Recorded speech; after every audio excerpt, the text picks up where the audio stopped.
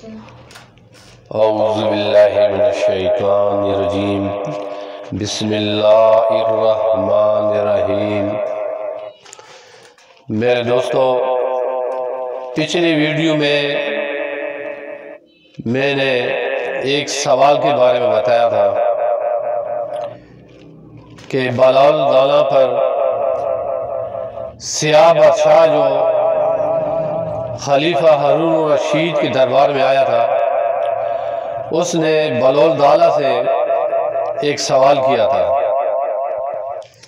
سوال اس نے یہ کیا تھا کہ ایک گھر میں میاں بیوی بیٹھے ہوئے ہیں اور ان کے ساتھ ایک نمازی جو روزہ دار ہے وہ نماز ادا کر رہا ہے۔ انہی کے گھر میں ایک شخص داخل ہوتا ہے۔ اس کے داخل ہوتے ہی میاں بیوی ایک دوسرے پر حرام ہو جاتے ہیں، یعنی ان کا نکاح ٹوٹ جاتا ہے۔ جو نمازی ہے اس کا نماز باطل ہو جاتا ہے اور روزہ بھی ٹوٹ جاتا ہے۔ آپ یہ بتائیں بلال دانا کہ وہ شخص کون ہے؟ میرے دوستو، یہ سوال میں نے پچھلی ویڈیو میں دہرایا تھا، لیکن کسی بھی دوست نے کوئی کومنٹ نہیں کی۔ تو بلال دانا نے بادشاہ سلامت سے بڑے تعجب انداز میں اس کو جواب دیا کہ بادشاہ سلامت، یہ شخص اس عورت کا پہلا شوہر ہے جو تجارت کے لحاظ سے قافلے کے ساتھ شام ملک یا مصر چلا گیا تھا۔ کچھ عرصہ کے بعد اس عورت کو پیغام ملا کہ تمہارا شوہر فوت ہو چکا ہے۔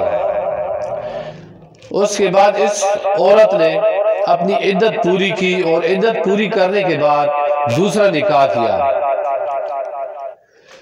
اس کے پہلے شوہر کے جو روزے بقایا تھے، وہ روزے اور جو بقایا نمازی تھی قضا نمازیں، اس کو ادا کرنے کے لیے اس عورت نے اس شخص کو بطور اجرت بلایا تھا۔ اجرت دے کر اپنے جو پہلا خامن تھا اس کے روزے اور نمازیں قضا نمازیں ادا کرنے کے لیے اس کو بلایا تھا۔ چونکہ اس کا پہلا شوہر زندہ نکلا، وہ آ گیا، اس لیے اس کے آتے ہی یہ میاں بیوی ایک دوسرے پر حرام ہو گئے، روزہ بھی اس کا ٹوٹ گیا اور نماز بھی باطل ہو گئی، کیونکہ اس کا پہلا شوہر زندہ نکلا۔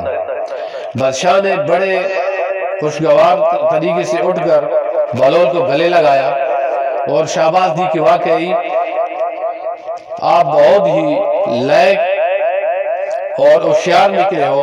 آپ کے خد و خال سے، کپڑوں سے، یہ گدڑی جو آپ نے پہنی ہوئی ہے، اس سے تو مجھے لگا تھا کہ آپ کوئی پاگل ہے، لیکن مجھے آج پتہ چلا کہ بادشاہ ہارون الرشید کے دربار میں ایک ایسا بھی شخص موجود ہے جو بہت ہی دانا ہے۔